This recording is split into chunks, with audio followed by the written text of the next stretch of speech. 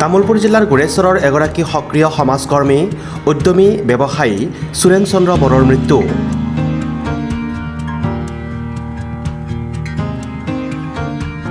সকলোকে আচৰিত কৰি কাইলৈৰ দিনটোলৈ সমাজৰ বিভিন্ন কাম কাজত সক্ৰিয় হৈ থকা এগৰাকী সৰ্বৰাহী ব্যক্তিৰ আকস্মিক মৃত্যুৰ খবৰে জোকাৰি গৈছে বৃহত্তৰ গোৰেশ্বৰ অঞ্চলক। প্ৰাপ্ত তথ্যমতে আজি পুৱতি নিশা প্ৰায় ৩ মান বজাত গোৰেশ্বৰৰ বাথৌপুৰীস্থিত তেওঁৰ নিজা বাসগৃহত হঠাৎ অসুস্থ হৈ পৰে। ততাতৈয়াকৈ তেওঁক পৰিয়ালৰ লগতে চুবুৰীয়াৰ লোকে নাৰায়ণ হস্পিটেললৈ চিকিৎসাৰ বাবে লৈ যায়, কিন্তু চিকিৎসকে তেওঁক মৃত বুলি ঘোষণা কৰে। জানিব পৰা মতে হৃদযন্ত্ৰৰ ক্ৰিয়া বন্ধ হৈয়ে তেওঁ অকাল মৃত্যুক সাৱটি ল'বলগীয়া হয়। আজি পুৱাৰ ভাগত এই খবৰ বিয়পি পৰাত অনেক গুণমুগ্ধ তেওঁৰ বাথৌপুৰীস্থিত বাসগৃহত সমবেত হয় আৰু শেষ শ্ৰদ্ধা নিবেদন কৰে। গোৰেশ্বৰ অঞ্চলত প্ৰতিটো অনুষ্ঠান প্ৰতিষ্ঠানৰ সৈতে জড়িত থকা সুৰেন চন্দ্ৰ বড়ো সক্ৰিয় ৰাজনীতিতো জড়িত আছিল। তেওঁ বৰ্তমান বিজেপিৰ অনুসূচিত জনজাতি মৰ্চাৰ ৰাজ্যিক সম্পাদকৰ দায়িত্বত কাৰ্যনিৰ্বাহ কৰি আছিল। এগৰাকী সফল ব্যৱসায়ী হিচাপেও তেওঁ পৰিচিত আছিল। সকলোৰে প্ৰিয়ভাজন এগৰাকী সাহসী আৰু যুক্তিবাদী সুৰেন চন্দ্ৰ বড়োৰ মৃত্যুত সমগ্ৰ অঞ্চলটোতে গভীৰ শোকৰ ছাঁ পৰিছে।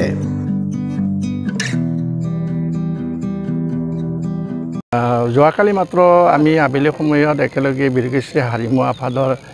যে আগন্তুক বহাগ বিহু উদযাপনৰ উপলক্ষে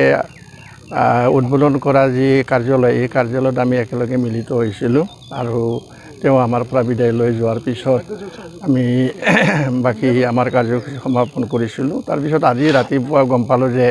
তেওঁৰ অকস্মাত বিয়োগ হৈছে। তাৰ কাৰণে আমি দুঃখিত সমগ্ৰ গোৰেশ্বৰবাসী ৰাইজ। তেওঁ এজন উদ্যোগী যুৱক আছিলে। বিভিন্ন অনুষ্ঠান প্ৰতিষ্ঠানৰ লগত গোৰেশ্বৰৰ প্ৰতিটো অনুষ্ঠান প্ৰতিষ্ঠানৰ লগত তেওঁ জড়িত আছিলে আৰু নিৰপেক্ষভাৱে তেওঁৰ যিখিনি ভূমিকা, এই ভূমিকা পালন কৰাৰ কাৰণে তেওঁ যত্ন কৰিছিলে। আৰু মই নিজে ছাত্ৰ হিচাপে পাইছিলোঁ এজন তেওঁ অমায়িক আৰু খুব বাধ্য ছাত্ৰ আছিলে। সেই হিচাপে আজি আমি সকলোবিলাকে ইয়াৰে বড়ো সাহিত্যৰ পৰা আৰম্ভ কৰি আমাৰ যি বাথৌ গৌথমৰ লগত জড়িত বা অন্যান্য সাংস্কৃতিক অনুষ্ঠানৰ লগত জড়িত থাকি আমাক বিভিন্ন ধৰণৰ পৰামৰ্শৰ লগতে তেওঁ সহযোগিতা আগবঢ়াইছিল। আৰু এই আগবঢ়াই যোৱাৰ ফলত আজি অকস্মাত তেওঁৰ নিচিনা এজন উদ্যোগী ব্যক্তি ঢুকোৱাৰ ফলত আমি গোৰেশ্বৰবাসী ৰাইজে যথেষ্ট ক্ষতিগ্ৰস্ত হৈছোঁ বুলি আমি অনুভৱ কৰিছিলোঁ। আৰু আজি আমি তেওঁলোকৰ যি সন্তপ্ত পৰিয়াললৈকে আমি সমবেদনা জ্ঞাপন কৰিছোঁ আৰু আমাৰ বীৰকেশৰী হাৰিমু আফাদৰ লগতে অন্যান্য যিবিলাক অনুষ্ঠান প্ৰতিষ্ঠানৰ হৈ সমগ্ৰ গোৰেশ্বৰবাসী ৰাইজৰ হৈ আমি সন্ত পৰিয়াললৈ সমবেদনা জনাইছোঁ। আশা ৰাখিছোঁ তেওঁৰ আত্মাই যাতে চিৰশান্তি লাভ কৰে আৰু তেওঁৰ যিখিনি সপোন আছিলে সেই সপোন ৰূপায়ণৰ ক্ষেত্ৰত যাতে আমাৰ উদ্যোগী যুৱকসকলে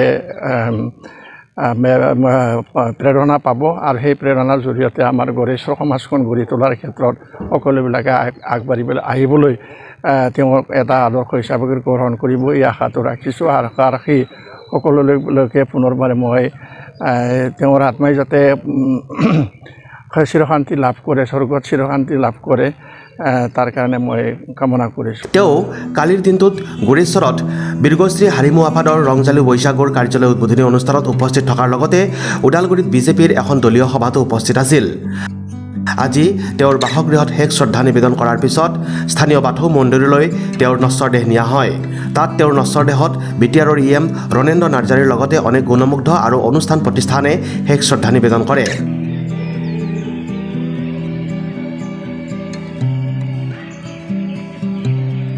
বড়ো সাহিত্য সভা, গোৰেশ্বৰ আঞ্চলিক ৰাস মহোৎসৱৰ লগতে গোৰেশ্বৰৰ প্ৰায় প্ৰতিটো অনুষ্ঠানৰ সৈতে তেওঁ জড়িত আছিল। বিগত BTC নিৰ্বাচনৰ সময়ত মিছন 2020 নামেৰে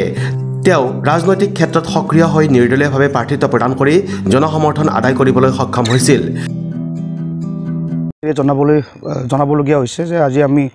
গোৰেশ্বৰ অঞ্চলৰ এজন আপোচবিহীন এজন যুৱ নেতাক আমি হেৰুৱালোঁ। তেওঁ অন্যায়ৰ বিৰুদ্ধে সদায় সজোৰে মাত মাতি আহিছিল। তেওঁ কেতিয়াও কাৰো সৈতে আপোচ কৰা নাছিলে। তেওঁ এজন নিজাববীয়া এটা ব্যক্তিত্ব আছিলে আৰু গোৰেশ্বৰবাসীয়ে তেওঁক অনুকৰণ কৰিছিল আৰু তেওঁ গোৰেশ্বৰৰ বিভিন্ন অনুষ্ঠান প্ৰতিষ্ঠানৰ লগত ইতিমধ্যে তেওঁ জড়িত আছে আৰু আজি তাৰিখতো তেওঁ মানে সক্ৰিয়ভাৱে বিভিন্ন অনুষ্ঠানৰ লগত তেওঁ জড়িত হৈ বিভিন্ন সহায় সুবিধা আগবঢ়াইছিল গতিকে তেনে এজন ব্যক্তি আমি আজি গড়েশ্বৰবাসীয়ে হেৰুৱাই আমি অতি মৰ্মান্বিত হৈছোঁ গড়েশ্বৰবাসী গোটেই গড়েশ্বৰ অঞ্চলত এটা শোকৰ ছাঁ ইতিমধ্যে বিৰাজমান হৈছে গতিকে এই ক্ষেত্ৰত আমি গড়েশ্বৰবাসী ৰাইজে আমি বাথৌ মন্দিৰৰ সন্মুখত আঞ্চলিক বাথৌ মন্দিৰৰ সন্মুখত আমি ইতিমধ্যে এটা আমি আৰজ এটা আমি সমাপন কৰিলোঁ আমি তেখেতৰ যাতে বিদেহী আত্মা যাতে স্বৰ্গত যাতে শান্তিৰে বাস কৰিব পাৰে আমি ইতিমধ্যে কামনা কৰিছোঁ আৰু তেখেতৰ যি সন্তপ্ত পৰিয়ালবৰ্গই যাতে পৰিয়ালবৰ্গলৈ আমি গড়েশ্বৰ তৰফৰ পৰা হৈ সমবেদনা জ্ঞাপন কৰিছোঁ এইখিনি ধন্যবাদ গম পোৱা মতে তেখেতে যোৱা ৰাতি 3টা বজাত তেওঁ অসুস্থ হৈছিলে অসুস্থ হোৱাৰ সময়ত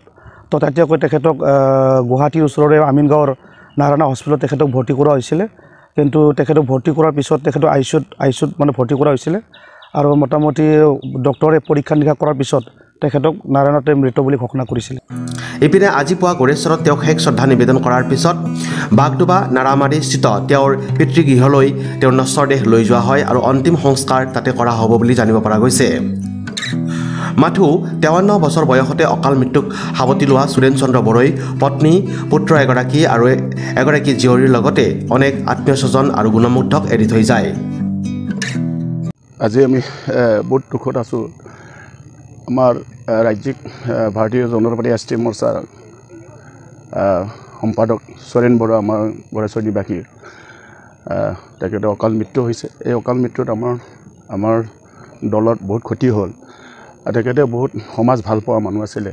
আৰু তেখেতে আমাৰ ভাৰতীয় জনতা পাৰ্টিৰ সক্ৰিয় কাৰ্যকৰ্তা আছিলে যোৱাকালি একেলগতে আমি মংগলদৈত মিটিঙত আছিলোঁ একেলগতে থাকোঁতে যেতিয়া মই কৈছিলোঁ যে সুৰেন দা মই যাম তেতিয়া মই লাষ্ট তেখেতসকলক লগ পোৱাটো হ'ল মই ৰাতিপুৱা যেতিয়া উঠিলোঁ তেতিয়া গম পালোঁ মোৰ বোৱাৰী ক'লে যে বাবা সুৰেন দা মৃত্যু হৈ গ'ল মই কৈছোঁ কেনেকৈ মৃত্যু হ'ল কৈছে মই গম পাইছোঁ এতিয়া মৃত্যু আৰু মই বিৰাট আৱেগিক হ'লোঁ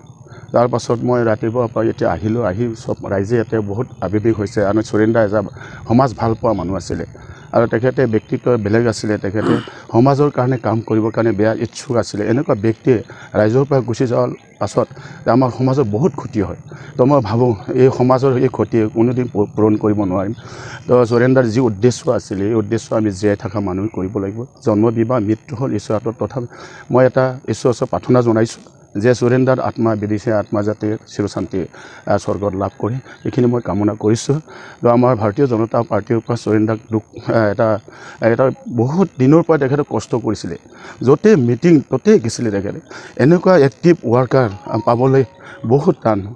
এনেকুৱা আমাৰ কৰ্মী এজন আমি হেৰালোঁ তাৰ কাৰণে মই বহুত দুখ হৈছোঁ আৰু এনেকুৱা বন্ধু আছিলে চব মোৰ লগত শ্বেয়াৰ কৰিছিলে তেখেতে নিজৰ কথাবিলাক কৈছিলে তো এনেকুৱা মানুহ মই হেৰুৱাই কিনি আমাৰ দলৰ পৰা হেৰুৱাই কিনি আমি বহুত দুখ পাইছোঁ সুৰেন চন্দ্ৰ বড়োৰ মৃত্যুত নিউজ এক্সপ্ৰেছ অসমৰ তৰফৰ পৰাও গভীৰ শোক প্ৰকাশ কৰাৰ লগতে শোকসন্তপ্ত পৰিয়ালবৰ্গলৈ গভীৰ সমবেদনা জ্ঞাপন কৰিছোঁ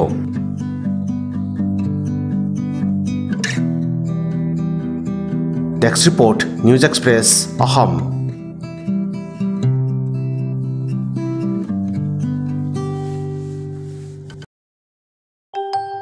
KM মটৰছৰ তৰফৰ পৰা আপোনালোকলৈ জনালো ইংৰাজী নৱবৰ্ষৰ হিয়া ভৰা শুভেচ্ছা লগতে ভোগালী বিহুৰ আন্তৰিক শুভকামনা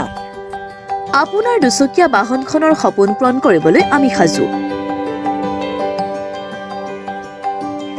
KM মটৰছ END চক গুৰেশ্বৰ হিৰোৰ জৰিয়তে সপোন পূৰণ কৰক আপোনাৰ দুচকীয়া বাহনখনৰ নতুন মডেলৰ বাইক স্কুটিৰ বাবে আহক আমাৰ এছ'চিয়েট ডিলাৰ শ্বৰুমলৈ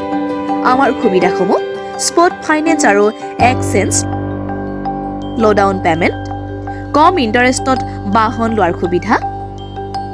ছাৰ্ভিচিং আৰু সঠিক মূল্যত স্পেয়াৰ পাৰ্টছ